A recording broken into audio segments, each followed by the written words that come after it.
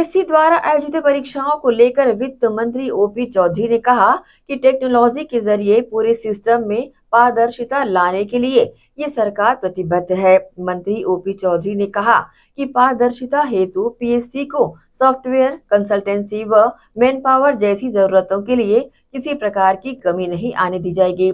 PSC जैसी परीक्षाओं में कांग्रेस के माफिया राज का जिक्र करते हुए ओपी चौधरी ने कहा कि विपक्ष में रहते हुए हमने कांग्रेस की बुरी नीयत को न केवल उजागर किया बल्कि सत्ता में आने के बाद विष्णुदेव सरकार द्वारा उठाए गए कदम आज भी प्रदेश के युवाओं के सामने हैं।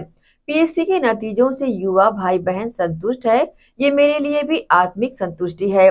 युवाओं के साथ जो अन्याय हुआ है उसके खिलाफ हम सभी ने संघर्ष किया। मोदी जी के वादे के बाद गड़बड़ी की सीबीआई जांच शुरू हुई, दोषी अब सलाखों के पीछे है। वित्त मंत्री ओपी चौधरी ने युवाओं को ये भरोसा दिलाते हुए कहा कि भर्ती परीक्षाओं को लेकर खोया विश्वास भाजपा सरकार फिर से वापस लाएगी। युवा भाई बहन इससे संतुष्ट हैं, मेरे लिए भी आत्मिक संतुष्टि का विषय है। चुनाव से पहले हम मुद्दे भी उनके साथ मिल करके लड़े थे। आदरणीय प्रधानमंत्री जी ने भी ऐलान किया था कि जो दोषी हैं उनको सजा मिलेगी। सरकार बनते ही सीबीआई जांच की घोषणा हुई और दोषी अब जेल की सलाखों के पीछे जाने चालू हो गए हैं। रिफॉर्म कमीशन से भी अनेक सिफारिशें लेकर अनेक बिंदुओं पर, सुधार के बिंदुओं पर चर्चा करके उन पर भी पीएससी ने, संवैधानिक संस्था ने आगे काम किया है। यूपीएससी के पास जाकर स्टडी टूर किया पीएससी के लोगों ने। ज्ञात सूत्रों से भी ज्ञात हुआ कि तमिलनाडु, मध्य प्रदेश, उड़ीसा जैसे अनेक राज्यों में पीएससी की टीम गई और जहां पर भी ट्रांसपेरेंसी के जो स्टेप लिए जा सकते थे उन सब को रेप्लिकेट करने का काम पीएससी ने छत्तीसगढ़ के किया है। और सबसे महत्वपूर्ण बात होती है नियत की। पहले नियत ही खराब था। हम सब भी यूपीएससी में आईएएस बनने के लिए इंटरव्यू देने के लिए जब गए थे तो जो इंटरव्यू के बोर्ड चयन का जो लॉटरी होता है उसमें सीधा स्टूडेंट को नाम दिखाई देता है कि किस नाम से आपको किस बोर्ड में जाना है।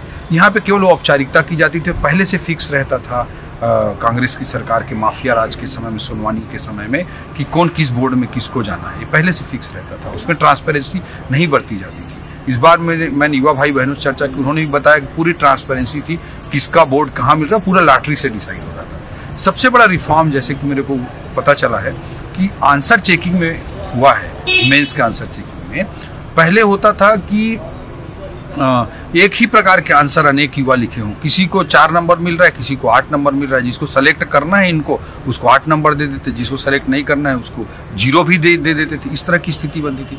इस बार पता चला है कि पीएससी अलग अलग क्वेश्चन के आंसर्स को पूरा सेपरेट कर दिया। एक सिस्टम होता है, उसे पूरा सेपरेट कर दिया जाता है और एक आंसर को सारे कैंडिडेट के एक ही एग्जामिनर ने चेक किया और अलग अलग आंसर को एक ही अभ्यर्थी के अलग अलग एग्जामिनर ने चेक किया। आज मैं न्यूज़पेपर में भी पढ़ रहा था कि 300 से अधिक एग्जामिनर ने पीएससी की स्टूडेंट्स की एग्जाम की चेकिंग की है। जब 300 से अधिक एग्जामिनर आपके पेपर की चेकिंग करेंगे तो कोई सेटिंग कैसे कर सकता है। ये बहुत बढ़िया रिफॉर्म उन्होंने किया। ये हर जगह इनकी नीयत खराब थी, इसलिए गलत करते थे। जो जीवन किशोर ध्रुव जी हैं, मुझे पता चला है कि सीबीआई की रेड में उनके घरों से पीएससी के मेंस के आंसर शीट मिले हैं। तो इससे निश्चित रूप से लगता है कि वहाँ पे आंसर शीट को बाद में बदल दिया जाता था। तो इस तरह से नियत इनकी खराब थी। नियत विष्णुदेव साय सरकार की सुशासन में युवा भाई बहनों के लिए पूर्णतः साफ है। पूरी सरकार उनके लिए समर्पित है और पूरी शिद्दत से हम पूरे प्रयास करते रहेंगे कि 5 साल तक युवा भाई बहनों के साथ न्याय हो। आगे भी सारी भर्तियां भी होंगी और भर्तियों में पूरी ट्रांसपेरेंसी और ईमानदारी के साथ विष्णुदेव साय जी की सरकार काम करेगी।